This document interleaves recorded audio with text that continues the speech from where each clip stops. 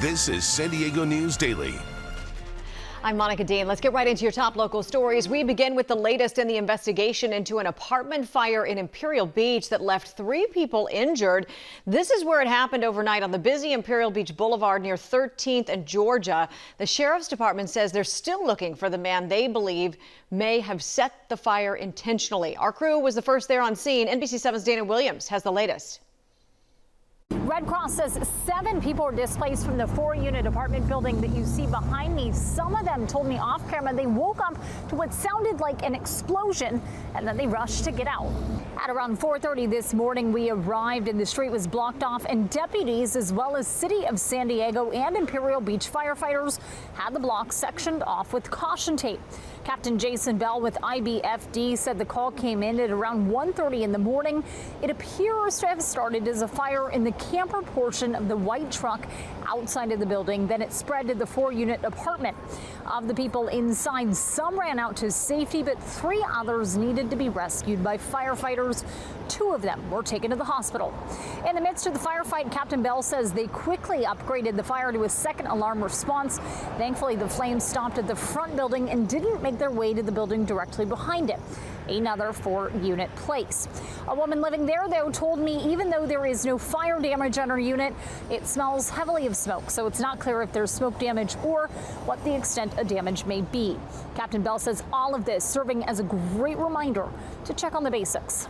Make sure your smoke detectors are operational. Check your batteries. Those will be your initial lifeline and give you the early warning so that you can get out while there's still time. And a somber morning here as cleanup gets underway and those who were displaced wondering what comes next. From Imperial Beach, I'm Dana Williams, NBC 7. As for the suspect description, that man is described as bald, in his 40s, and he was last seen wearing a blue and black button-up. Now to an update to a story we brought you as breaking news about a week ago. The Sheriff's Department has identified 44-year-old Judah Starr McBriarty as the man who prompted an hours-long search and SWAT standoff that happened in the San Diego Riverbed. McBriarty is known to police with a lengthy criminal history, including assault, weapons charges, animal cruelty, and resisting arrest charges dating back to 2007. When officers tried to make contact, initially he ran Officer Jonathan Penuelas, fired his weapons. No one was hurt. McBriarty was arrested after a canine was then deployed. Jonathan Penuelas has been with SDPD for 3 years now. McBriarty is being held without bail. A couple of hours ago, we learned a sheriff's deputy arrested a suspect in a double homicide that happened in Ramona just before 9 last night. Deputies got a call of an assault with a deadly weapon. It happened in the 600 block of 11th Street. And when those deputies arrived, they found a man at the steps of the home and detained him. Deputies went inside. They found a woman and a man suffering from traumatic injuries. Sadly, they died at the scene. The suspect has been identified as 33-year-old Ryan Prophet of Escondido. He was booked on 2 counts of murder. Officials say this appears to be an isolated incident. Anyone with information is asked to call Crime Stoppers. County health officials have announced our region's first locally acquired case of Chagas disease. It was identified during a routine blood donation screening. That disease is spread by the kissing bug, and it's much more common in rural areas of Latin America. The bug species found in San Diego County typically lives in rodent nests. Infection often comes with flu-like symptoms, but 30 to 40% of infected people can develop serious heart complications. Since 2024, the county has confirmed 4 cases of Chagas disease. Chief Meteorologist Sheena Parveen joins us now with a look at your forecast. Hey, Sheena. Hi there. As we head through the afternoon today, it's going to be another hot, humid one. Mid to upper 80s inland, mid to upper 70s at the coast, mountains near 90 degrees. Deserts could be as hot as 117 degrees because the deserts are under an extreme heat warning. That'll be through Thursday. For the mountains, we have a heat advisory tomorrow and Thursday. Mountain temperatures will be getting into the mid 90s next couple days. Make sure you're hydrating, avoiding those peak heat hours. Make sure the pets have fresh water and shade. Never leave the kids or the pets in the hot car. We will take a look at your 10-day forecast coming up. Thank you very much. Construction on streets and freeways is happening all around town, but is it stopping some people from shopping at small businesses? One shop owner says he's losing a lot of money, so he's taking action against the city. That story's coming up next. Stay with us. We are rolling. Your left, I'm sorry. Let's do this. Where do you get your information from? Well, definitely start with the local news. The reason why I love listening to local news like NBC, they give the facts. California families could feel They have a genuine interest, first as people and second as a news team. Because this is their community too. Sometimes the news isn't always fun. Bringing it to us every day in good and bad times is something that we rely on. Nice to have you with us. This is San Diego News Daily. I'm Monica Dean. Welcome back. In Point Loma, authorities have identified a man found dead in an apparent homicide. Last Thursday at around 2 in the morning, Daryl Gooddill was found laying in the road on Nimitz Boulevard, leading to a day-long closure of that street in that area. Police say medical personnel reported traumatic injuries to his upper body, including a gunshot wound. If you know anything about this case, San Diego police would like to hear from you. The Larry Millete trial is closing in on its final chapter. The prosecution and the defense are expected to wrap up closing arguments today. Prosecutors allege Larry Millete killed his wife Maya because she tried to divorce him and that he then successfully hid her body.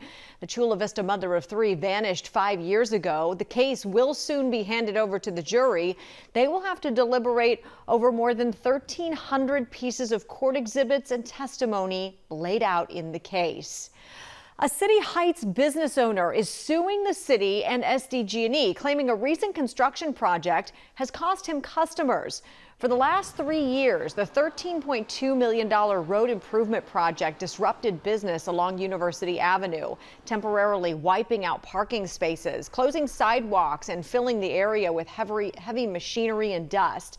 The project just recently wrapped up. According to the lawsuit, the long delay was caused by SDG&E's refusal to tell contractors the location of an underground vault.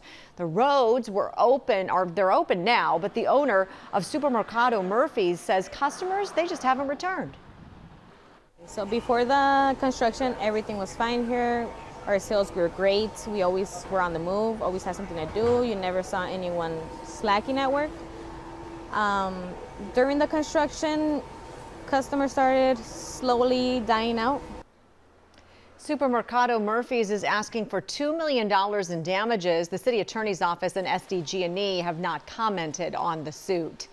San Diego gas and electric customers can expect to save a few dollars on their next few bills. A series of rate reductions will take place through August. One took effect in June and 2 more decreases take effect this month and next. Together, SDG&E says they will reduce monthly bills by about $6. Back-to-back climate credits will also be applied to bills in both August and September.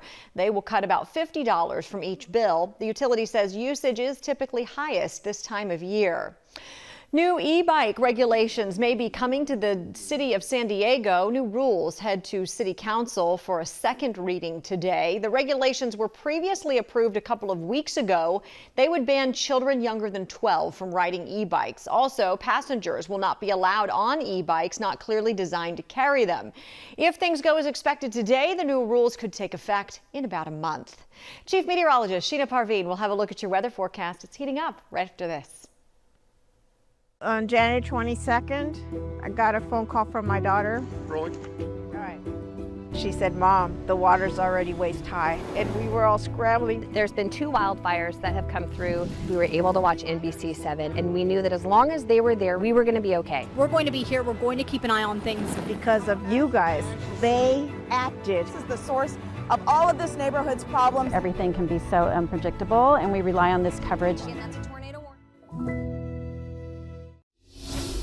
Hi there, I'm NBC 7 meteorologist Sheena Parveen. Another hot, humid day today in La Valley's mid to upper 80s, the coast mid to upper 70s. For the mountains, will be around 90. Deserts could be up to 117. Next couple days, a little bit hotter at the coast, around 80. In La Valley's around 90. Into the weekend, temperatures will trend down, but it's going to be humid still, and I'm watching for a slight shower chance. We'll have some tropical moisture move in, so you'll see more clouds. Mountains mid 90s Wednesday, Thursday, deserts near 117 through Thursday. All right, more coverage you count on at NBC7.com. Thanks for watching. Have a great day.